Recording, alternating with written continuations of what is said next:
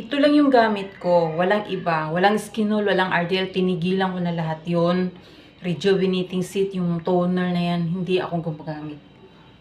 Ito lang po, 3 weeks and 4 days na ginamit ko to.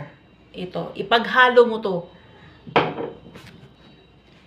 Itong tatlo na to, ayan, lemon, ito, petroleum jelly. Mabibili to sa grocery, sa butika, sa Mercadrug o whatever. Basta mabibili to lahat.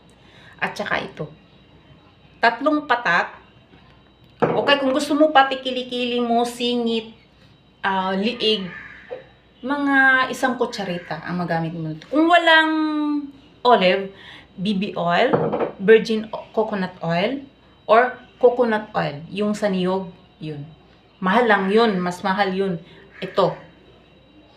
Or pwede kang gumawa ng niyog na oil. Bumili ka ng niyog, lutuin mo, yung mantika niya, yun ang gawin mo. At ito, ihalo mo to. Ito, lemon to siya. Pwede kalamansi. Kalamansi. Kasi makaka-afford tayo, makakabili tayo ng isang pirasong kalamansi sa tindahan. Tapos pigaan mo. Kumuha ka ng isang kunti lang na portion nito, i-mix-mix mo, ipapakita ko. Di ba pinakita ko na, may video na ako dito. Ilagay mo siya sa ganito, yung cotton yan. Ipahid mo siya ng ganyan. Lalo na sa may mga pikas, unahin mo yung pikas. Tapos pag may pagkatapos sa huwag masyado indiin ha, kasi alam mo yuto, matapang sa balat. Acid. So, dandahan lang. Tapos, ganyan. Ito, wala pa. Hindi pa ako nagilamos nito. Pero, tingnan mo. Kumikintab siya. Diba? Nakakaano. Hindi, ayun yung maniwala. Wala kasi akong picture at saka video sa dati kong mukha. Wala.